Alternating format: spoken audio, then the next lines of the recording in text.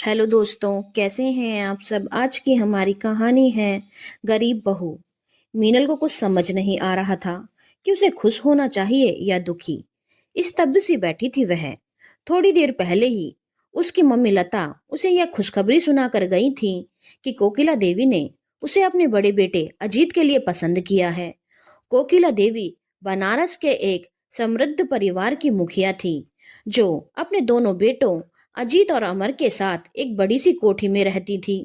कोकिला देवी ने कुछ दिन पहले ही मीनल को अपनी सहेली नूतन की बेटी राधा के साथ देखा था और सांवली साधारण रूप रंग वाली धीर गंभीर अल्पभाषी मीनल को अच्छी तरह से जान परख लिया था और राधा से भी अच्छी तरह पूछताछ कर मीनल के घर आ गई थी। मीनल के पिता तो थे नहीं, ना कोई भाई बहन थे। इतने बड़े घर परिवार की मालकिन कोकिला लता जैसी प्राइमरी स्कूल की साधारण शिक्षिका के सामने हाथ जोड़कर कह रही थी, लता जी, हमें और कुछ नहीं चाहिए, बस आप हाँ कर दीजिए। चाहे तो अजीत के चाल चलन के बारे में पता कर लें। आपकी बेटी इसी शहर में रहेगी आपके सामने।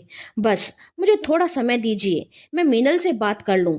लता ने कहा। समस्या बस यही लग रही थी कि 4 महीने पहले ही अजीत की पत्नी पारुल की कार दुर्घटना में मृत्यु हो गई थी। अजीत और उनका 1 वर्षीय बेटा अमन बाल बाल बच गए थे। अब कोकिला को अपने बेटे का घर फिर से बसाने की जल्दी थी। उन्हें लता की आर्थिक स्थिति का अंदाजा हो ही गया था। साधारण ढंग की लड़की दबकर रहेगी उनके वैभव में। लड़की सीधी लग रही है, चुपचाप अमन की देखभाल करेगी। यही चलता रहता था कोकिला के मन में। मीनल का एमए अभी पूरा हुआ ही था। इस रिश्ते को लेकर मीनल को कुछ समझ नहीं आ रहा था। शादी होते ही एक बेटे की मां बनने में उसे कोई आपत्ति नहीं थी।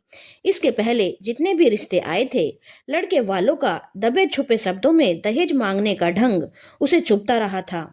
उसे अपने साधारण रूप रंग का भी एहसास था। अब तक कहीं बात नहीं बनी थी और फिर अपनी मम्मी की चिंता देख उसने इस रिश्ते के लिए हामी भर दी। वैसे भी उसकी अपनी पसंद तो कोई थी नहीं। लता को भी आपत्ति का कोई कारण नहीं समझ आया। अजीत की शिक्षा, बिजनेस, धन, किसी में कोई कमी नहीं थी। बेटी रानी की तरह राज करेगी, ऐसा रिश्ता देखकर वह खुश थी। रही अमन की बात, तो वो जानती थी कि मीनल को बच्चों से प्यार है, उसे अमन से लगाव हो ही जाएगा। यह भरोसा तो उन्हें था ही।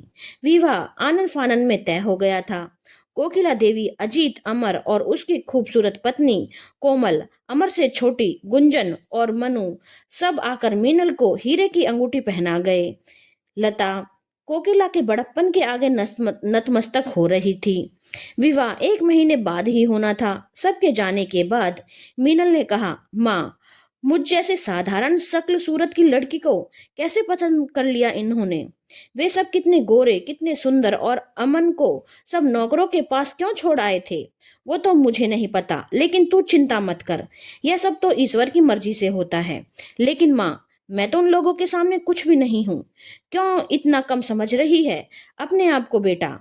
पढ़ी लिखी है, कितने अच्छे नैन नक्श है मेरी बेटी के। तो बस अब खुशी से तैयारियां कर बेटा, फिर जितना हो सकता था लता ने अपनी बेटी के लिए किया। कोकिला देवी बस कुछ खास लोगों के साथ आई और साधारण रूप से विवाह संपन्न हो गया। मीनल ने बड़ी बहू के रूप में ससुराल में प्रवेश किया। मीनल के दिल में अमन को देखते ही उस छोटी सी जान के लिए ममता उमड़ पड़ी। अजीत ने पहली रात ही मीनल से कहा, यह विवाह माँ की मर्जी से हुआ है। हमारे तुम्हारे स्टैंडर्ड में जो फर्क है उसे समझने में तुम्हें थोड़ा समय तो लग जाएगा ही। मैं तो खुद हैरान हो गया था जब माँ ने तुम्हें पसंद किया था। माँ तो हर चीज में अपना स्टैंडर्ड देखती है। पता नहीं कैसे उन्होंने तुम्हें। खैर छोड़ो, धीरे धीरे हमारी सोसाइटी के कायदे कानून सीख जाओगी। अवाक बैठी रही मीनल सोच रही थी, यह क्या हो गया। उसका दिल अंदर ही अंदर रो पड़ा। अगले एक हफ्ते में ही उसे सबके व्यवहार में एक परायापन, अपने लिए दूरी दिखाई देती रही। उसने सोचा, क्या यह अमीर गरीब का फर्क है। वह सबसे घुलने मिलने की कोशिश कर रही थी, लेकिन उनके स्तर में जो असमानता थी वह उसे साफ साफ महसूस होने लगी। मीनल ने हर समय नौकरों की देखभाल में पलते अमन को अपनी बाहों में ले लिया तो उसे अजीब सा सुकून मिला। गुंजन और मनु अभी भी बी कॉम में पढ़ रही थी। मीनल को एडजस्ट करने में बहुत मेहनत करनी पड़ रही थी। पहली दिवाली पर कोकिला जी ने अजीत से कहा, कल मीनल को भी शॉपिंग करवा लाना। गुंजन ने पूछा, भाभी आप क्या खरीदेंगी अपने लिए? मीनल ने बहुत सहज ढंग से कहा, जो तुम्हारे भैया पसंद करेंगे खरीद लूंगी।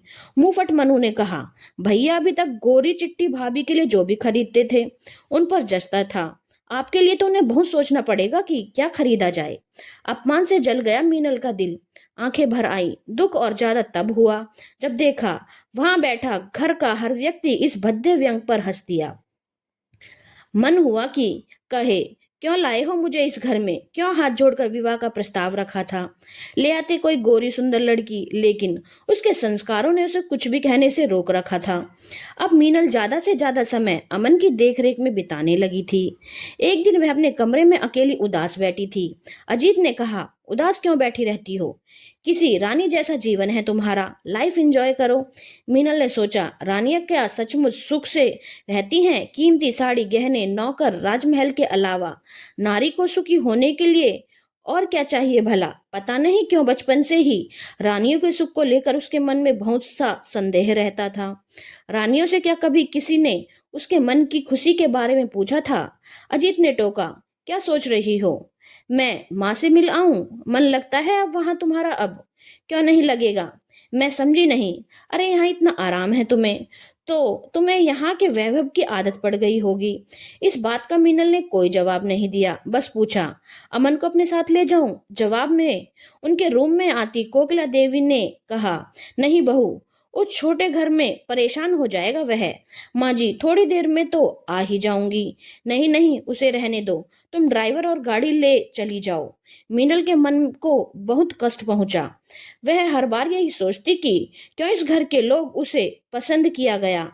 क्या इसलिए कि वह इस घर के रौब दौब में दबी रहेगी, उनके बेटे की जरूरत का एक साधन बनी रहे और अमन की देखभाल करती रहे चुपचाप? अमन से तो उसे लगाव हो भी गया था, वह भी उसके आसपास ही मंडराता रहता। अब तो वह उसी के साथ सोने भी लगा था। उस दिन वह अकेली माँ से मिलने आई। अजीत तो कभी उसके साथ गया भी तो खड़ा खड़ा हाल चाल लेता और व्यस्तता का बहाना बनना चल देता। अब मीनल चाहती भी नहीं थी कि वह उसके साथ जाए। दामाद की सेवा में जब लता इधर उधर दौड़ती तो मीनल बहुत असहज हो जाती। धीरे धीरे वह अकेली ही आने लगी थी। मीनल के दिल को एक बड़ा धक्का लगा जब एक रात अजीत ने मीनल से कहा, मैं दूसरे बच्चे के मूड में नहीं हूँ, बस अमन हमारी एक ही संतान रहेगा। माँ भी यही चाहती हैं, पर क्यों? माँ कहती हैं दूसरा बच्चा होने पर अमन को सौतेलापन महसूस ना हो, इसलिए। सौतेलापन क्यों होगा? मैं तो अमन को अपना बेटा ही समझती हूँ। माँ कहती हैं ये सब कहने की बातें हैं, फर्क तो होता ही है। लेकिन मैं माँ बनना, बीच में ही बात काट दी अजीत ने। बस अजीत, बस अमन की ही माँ बनकर रहो ना, क्या प्रॉब्लम है? उसी दिन उसने अपने दिल पर पत्थर रख लिया और चुपचाप यह दर्द पी गई। मीनल ने पारुल की फोटो अलमारी में कई बार देखी थी। बहुत खूबसूरत थी पारुल। मीनल को लगता कि कहाँ पारुल और कहाँ वो। 3 साल का साथ रहा था अजीत और पारुल का। उसे इस बात पर हैरानी होती थी कि अजीत पारुल की कभी बात नहीं करता था। उसने जब भी अजीत से पूछा था, अजीत ने सपाट स्वर में कहा था, अब छोड़ो ना पुरानी बातें, जो है नहीं उसके बारे में क्या बात करना। मीनल को अजीब लगा, इतना प्रैक्टिकल होना भी किस काम का? ऐसा नपा तुला जवाब पारुल के लिए प्यार जरा सा भी याद महसूस नहीं हुई अजीत की आवाज में उसे। शुरू शुरू में उसे इस बात का गहरा दुख होता था कि काश वो एक साधारण हैसियत, साधारण रूप रंग वाले इंसान की पत्नी होती तो शायद वह ज्यादा खुश रहती। यहाँ कदम कदम पर भौतिक सुख सुविधाएं बिखरी थीं, लेकिन उसका मान सम्मान इन हाई सोसाइटी के लोगों के व्यंग बाणों से जलकर स्वाहा हो चुका था। अब उसे अपने मां न बनने का कोई दुख नहीं था। अपनी मां के चेहरे पर दुख की एक परछाई न आने देने के संकल्प ने उसमें बहुत हिम्मत भर दी थी। अपनी मम्मी के बार बार पूछने पर उसने अजीत की बात बताते हुए कहा था, कोई बात नहीं माँ, अमन ही मेरा बेटा है, समय को बीतना ही होता है, सो बीत रहा था। इंसान के दुख दर्द से सरोकार रखना वैसे भी समय का स्वभाव नहीं रहा है। अब अमन ने मीनल की जान बसी रहती, अमन ही उसके मातृत्व की प्यास को पूरा करता। अमन अब 5 साल का हो गया था। नौकरों के होते हुए भी वह उसका हर काम करती। अमन के लिए खाना बनाना उसे बहुत शौक था। एक दिन वह अमन के लिए किचन में कुछ बना रही थी। कोकिला देवी ने कहा, क्या तुम हर समय किचन में घुसी रहती हो? तुम मिडिल क्लास लोगों की यही समस्या है, अपनी मानसिकता और कल्चर छोड़ना ही नहीं चाहते। अब तुम एक बड़े बिजनेसमैन की पत्नी हो, तुम्हें उसी हिसाब से रहना चाहिए। नौकर भी क्या सोचते होंगे? मीनल का सारा उत्साह ठंडा पड़ गया, दिल भर आया। कोकिला देवी आगे बोली, और एक तो तुम्हारा रंग वैसे ही इतना गहरा, और गैस के सामने खड़े हो और शकल सूरत खराब हो जाएगी। अरे ऐसे तो ना रहो कि लोग तुम्हें अमन की नौकरानी समझें। मीनल चुपचाप आंसुओं से भरी अपनी आंखें छुपाते हुए अपने रूम में आ गई। अमन के आने तक वह हाथ धोकर फ्रेश हो गई। अमन को वह खाना अपने हाथ से खिलाती थी। वह उसे पता नहीं कितनी बातें सुनाता रहा।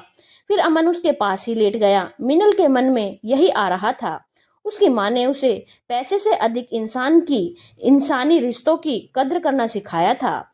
बचपन में रोपा गया संसारों का पौधा उसके मन में अपनी जड़ें फैला चुका था। इस तथाकथित हाई स्टैंडर्ड लोगों की श्रेणी में शामिल होने के लिए वह कैसे उसे एक झटके में उखाड़ फेंके। वह अमन को खुद पढ़ाती, सबके कहने पर भी उसने अमन के लिए कोई ट्यूटर नहीं रखा। वह अपनी तरफ से उसे बहुत अच्छे संस्कार दे रही थी। उसके स्कूल में जब भी पेरेंट्स मीटिंग का समय आता तो गुंजन या मनु जाती। गुंजन अक्सर कहती, भाभी आप रहने ही दो, हम ही चले जाएंगे, आप तो इस घर की लगती ही नहीं, लोग कहीं गलत न समझ ले। मिनल ने इन बातों का भी कभी जवाब नहीं दिया था। उसका धैर्य और सहन शक्ति कमाल की थी। कुछ साल और बीत गए। अमर की भी दो बेटियां आसी और रूही हो गई। मनु और गुंजन का भी संपन्न परिवारों में विवाह हो गया। अमन का व्यक्तित्व निखारने में मीनल ने दिन रात का एक कर दिए थे। वह जानता था मीनल उसकी सगी मां नहीं है, लेकिन दोनों के बीच सगा सौतेला जैसा शब्द कभी आया नहीं था। समय अपनी रफ्तार से चल रहा था। घर में जो सम्मान पति से नहीं मिल रहा, वह सम्मान बेटे ने दिया। सिद्धार्थ एमबीए करने के बाद अब बिजनेस में कदम रखने के लिए तैयार था। उसके लिए रिश्तों की अब लाइन लग गई थी। एक दिन मनु और गुंजन दोनों सहपरिवार आई हुई थी। दोनों के एक एक बेटा था। कोकिला देवी और पूरा परिवार सब जगह जमा था। कोकिला देवी अब अस्वस्थ रहने लगी थी। डिनर के बाद मनु ने कहा, चल बता अब कैसी लड़की से शादी करेगा? मैं ये फोटो लाई हूँ, एक से एक गोरी सुंदर लड़कियां। कहते हुए मनु ने एक नजर मीनल पर डाली जो चुपचाप एक सोफे पर बैठी हुई थी। गुंजन ने कहा, हाँ भाई, लड़की गोरी और सुंदर हो, आम सी शकल सूरत होगी तो पढ़ी लिखी होकर भी हमारे घर में फिट नहीं बैठेगी। इस घर की तो नौकरानियां भी अच्छी दिखती हैं। मीनल का छलनी मन इन बातों का अभ्यस्त था। अमन के चेहरे पर एकल अनोखी आभा थी, होठों पर एक निश्चल सरल सी मुस्कान। मुझे लड़की बिल्कुल माँ की तरह चाहिए, यही रूप रंग, यही स्वभाव, बिल्कुल माँ जैसी। एकदम सन्नाटा छा गया। अपने रूप के घमंड में डूबी वहां बैठी हर औरत मीनल को ऐसे देख रही थी जैसे वह कोई अजूबा हो। और मीनल, उसे तो उसके बेटे ने इस समय इतनी ऊंचाई पर बिठा दिया था। वह अपनी जगह से उठकर खड़ा हुआ। सबकी नजरें उसकी तरफ थी। आसी रूही बोल उठी, हाँ भैया जल्दी फाइनल करो लड़की। अमन आराम से चलता हुआ मीनल के सोफे के हत्थे पर बैठ गया और बाह मीनल के गले में डाल दी। सारा जीवन अपमान में झुलसते हुए वह एक पल जैसे मान सम्मान और खुशियों का झोंका बन गया। उसका सांवला चेहरा कुंदन की तरह दमक उठा था। आंखों से खुशी के आंसू बहने लगे और उन आंसुओं के साथ उम्र भर की उपेक्षा का एहसास भी बहता चला गया। अमन ने मीनल के आंसू पोंछते हुए, घुटने नीचे टिकाते हुए अपना सिर मीनल की गोद में रख दिया। वहां उपस्थित हर व्यक्ति को जैसे सांप सूंघ गया था। धन्यवाद दोस्तों। अगर आपको कहानी अच्छी लगी हो तो चैनल को लाइक, शेयर और सब्सक्राइब करना ना भूलें।